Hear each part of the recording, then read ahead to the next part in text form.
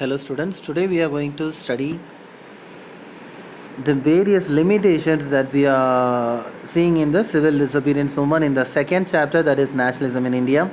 And here we come to see that Dalits, they did not participate in the civil disobedience movement mainly because they were not given importance, and they were not even considered. They were mainly considered as untouchables, and they were not at all accepted to be the members of Congress or even to participate in the rallies or movements or anything, because they were considered to be untouchables. They will not be allowed nearby to upper caste people, right? That is one main problem. And next, we could see many Muslims did not participate in it because the Congress at one time they went move on close to the Hindu Magasabha, so that felt this that made this Muslim people to feel alienated. And that is the reason at one particular time there was a lot of communal riots occurred between the Hindus and Muslims in many areas, that created disunity between them. And that is also one main reason they got divided and they started asking for their own separate electorates. And in the same way, Dalits also, they started asking for their own separate electorates. And in the other side, industrial workers' participation was minimum because only if they go for their job only they can earn some money for the food and other livelihood expenses. So they couldn't also participate. All the people cannot able to participate. Only in the area called Chotanagpur area, only the tin mines, the people working in the tin mines, they only participated largely in this industrial worker. But as industrial workers, they participated in the movement. Okay, and next, what all the efforts that Gandhi made for the upliftment of the Dalits. That's what we are mainly studying, because Gandhi was against this untouchability. These people were commonly called as Dalits or untouchables. And as these people were considered like that, Gandhi said these people should not be called as untouchables, but they should be called as Harijans. Harijans means children of God. And Gandhi also says that if you are not leaving this untouchability, even 100 years comes also, we will not be getting the Swaraj. That's what he says. And he also organized Satyagraha to give the rights to the people to get enter into the temples and to have access towards the public wells, tanks, roads and schools for Dalits. And other than that, Gandhi, he cleaned the toilets to dignify the what bangis. Bangis mainly means the sweepers and the other people. This mainly this untouchable people. Okay, so he cleaned the Harijan colonies, and also in his ashram he said that there is no caste feelings, and also he says the upper caste Hindu people to give up the inhuman practice, that is the sin of untouchability. That is what he says, right? In this way, he fight for them, and even they were also fighting for the separate electorate so that their life can also get uplifted. And that is the reason at one particular time there was a struggle between there was a fight between the Ambedkar and Gandhiji. Ambedkar was the main person who demanded for separate electorates for the Dalits, and he thought that a share in the political power would help in the upliftment. And also Gandhi opposed separate electorates. Why? Because he thought that this would create a disunity, and also if all the people, if they are asking for separate electorates, some people will be opposing it, and that problem will be going for some very many days, and that is and because of that the freedom struggle would get slow down. That is the thought of Gandhi. So that is the reason he said that he didn't entertain it, but even then they clashed in the second roundtable conference. And finally what happened means Gandhi went on with hunger strike against these problems. He said to give up asking for separate electorates to avoid disunity. But even then Ambedkar was very strong in that, and finally he went on with hunger strike, and it ended up in Pune Pact. And what is that Pune Pact?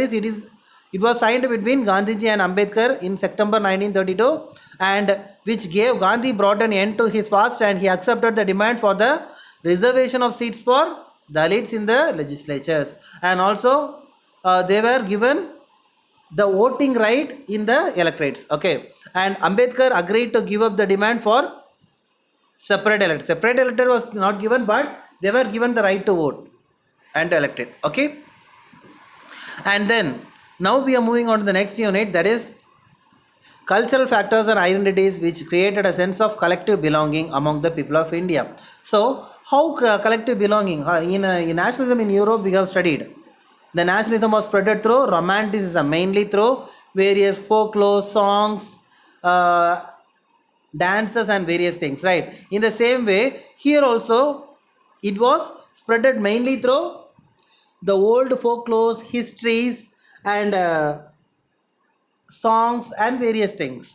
And other than that, other than these things, various other things also were going on. First thing is the people, the freedom strugglers, struggling people, they were thought of creating icon and identity for our country, and the identity that they created for India is the image of Bharat Mata, and it was it was drawn by Bankim Chandra Chattopadhyay. Okay, and he was the one who sung one more song also. What is that song? Vande Mataram. Okay, and also in his novel, he wrote many things about that, and it was sung in the during the time of Swadeshi movement in Bengal. Okay, and the next person who sung drawn the image of Bharat Mata is Abhinendra Nath Tagore, and that picture was only till now we are considering as the picture of Bharat Mata. Okay, and according to his picture, how the Bharat Mata look like? Bharat Mata look like a sannyasi, and she is so calm, divine, spiritual, and composed. Okay, and the devotion towards her becomes a proof of nationalism. In that way, it got created, and this is the image of Bharat Mata that is drawn by Avindra Nath Tagore. Okay, and Vande Mataram also, I have said you already, it was a prayer of Bharat Mata written by Bankim Chandra Chattopadhyay. Vande Mataram became the war cry of the Indians, and it was also included in his novel Anand Math. Okay, next we are coming to the third thing, that is the freedom strugglers, they created the national flag, and during the Swadeshi movement, tricolor flag was developed, and the tricolor flag, what all the colors were there? Red, green, and yellow.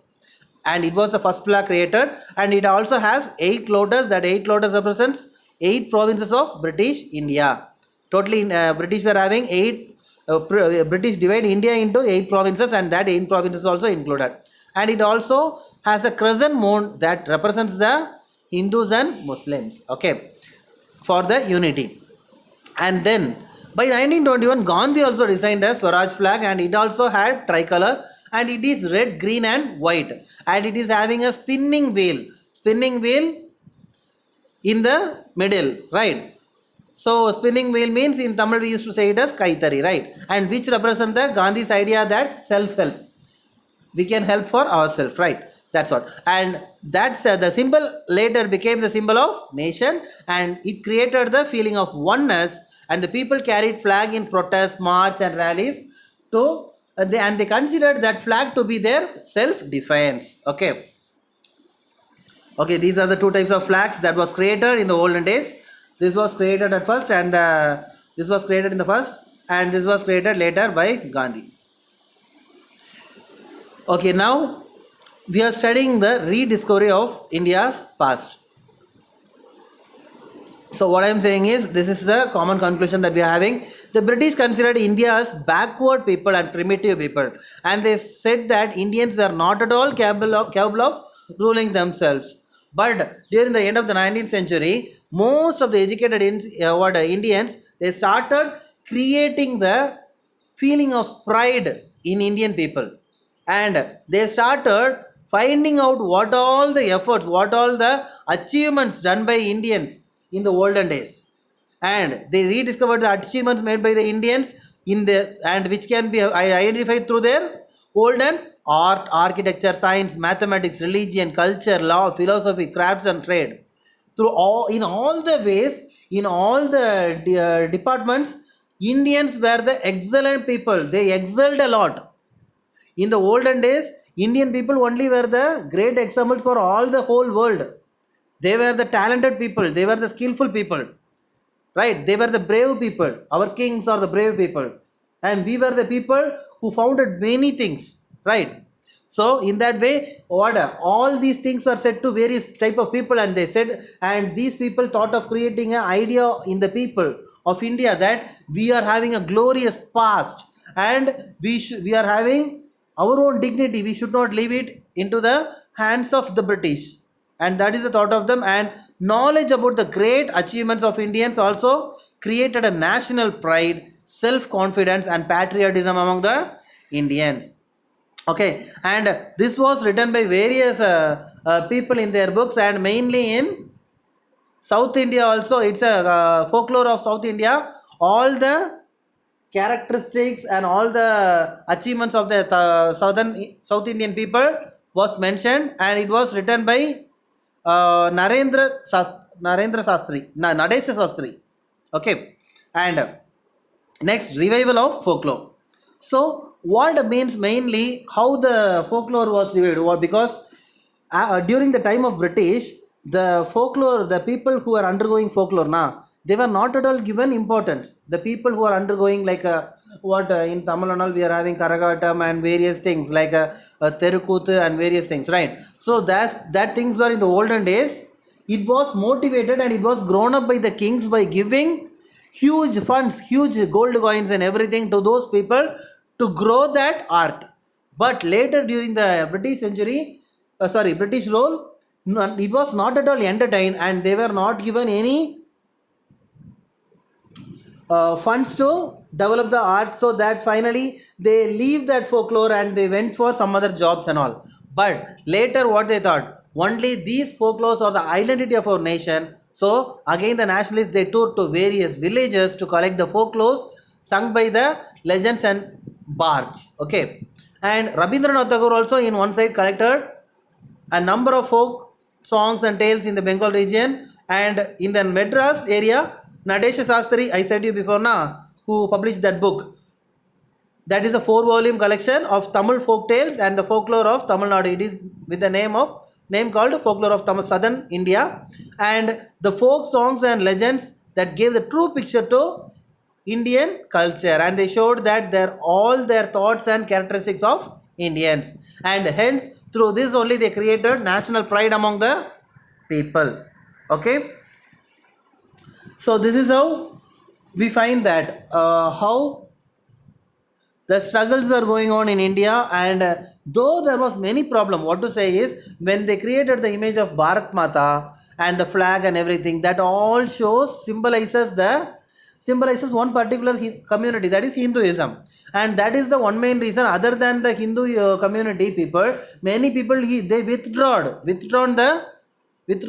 joining from the movement, freedom movement, because you are giving only importance to your religion, not the others. In that way they went off. And other than that, though there was many problems in each and every movement. When Gandhi started non-cooperation movement, civil disobedience movement, and various movements, whatever movement started, there was some problems, there was some conflicts between the people.